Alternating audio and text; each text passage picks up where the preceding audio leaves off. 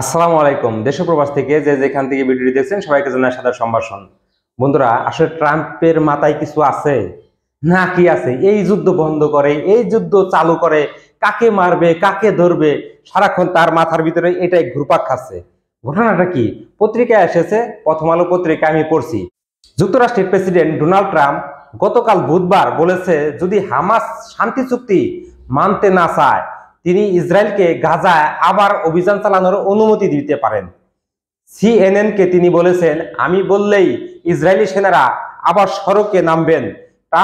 Trump একটি সংক্ষিপ্ত ফোনালাপে বলেন, হামাসের কারণে যে সমস্যা তৈরি হয়েছে তা দ্রুত সমাধান হবে।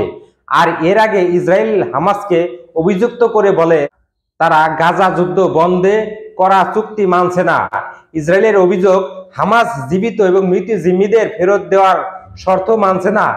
এতে ইসরায়েলের ক্ষোভ বাড়ছে। ইসরায়েলি কর্তৃপক্ষ জাতিসংঘকে জানিয়েছে, গাজায় মানবিক সহায়তা সরবরাহ কমানো বা বিলম্বিত হতে পারে, কারণ খুব সংখ্যক মৃত জিম্মির দেহাবশেষ হস্তান্তর করছে হামাস। হামাস বলেছে, ইসরায়েলি হামলায় গাজা উপত্যকা ধ্বংসস্তূপে পরিণত হওয়ায় জিম্মিদের মরদেহ খুঁজে পেতে সমস্যা হচ্ছে। তবে ইসরায়েলের অভিযোগের পরও এ পর্যন্ত শান্তি চুক্তি টিকে আছে। ট্রাম্প ঘোষিত 20 দফা শান্তি পরিকল্পনায় 4র্থ ধারায় বলা হয়েছে, ইসরায়েল যখন প্রকাশ্যে এই চুক্তি মেনে নেবে তখন ৭২ ঘন্টার মধ্যে সব জিম্মিকে জীবিত ও মৃত ফেরত পাঠানো হবে। গতকাল সকাল পর্যন্ত 20 জন জীবিত ইসরায়েলি জিম্মির সবাই দেশে ফিরেছেন, আর হামাস 8টি মরদেহ হস্তান্তর করেছে।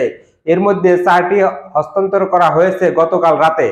বন্ধুরা, আপনারা জানেন যে হামাস ইসরায়েলি সেনাদের বা সাধারণ মানুষদের যে জিম্মি করে রেখেছিল, সেটি এই ইসরায়েলের আক্রমণের ফলে অনেকেই মারা গেছে এবং ধ্বংসস্তূপের ভিতরে মৃতদেহগুলো খুঁজে পাওয়া যাচ্ছে না। এবং এটি যদি খুঁজে না পাওয়া যায়, ট্রাম্প বলবে আবার ফের গাজায় আক্রমণ চালানোর জন্য।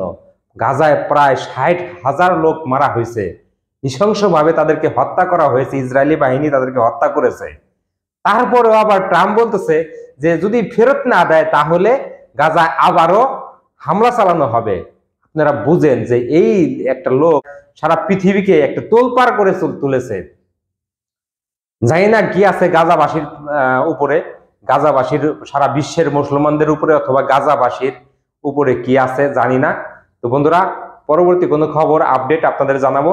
এই ছিল আজকের খবর। কেমন লাগলো কমেন্ট করে জানাবেন। যারা এখন পর্যন্ত আমার চ্যানেলটি সাবস্ক্রাইব করেন নাই, সাবস্ক্রাইব করে দিবেন। আর যারা অলরেডি সাবস্ক্রাইব করেছেন তাদেরকে জানাই অন্তরস্থল থেকে ভালোবাসা। আপনারা ভালো থাকবেন, সুস্থ থাকবেন। আল্লাহ হাফেজ।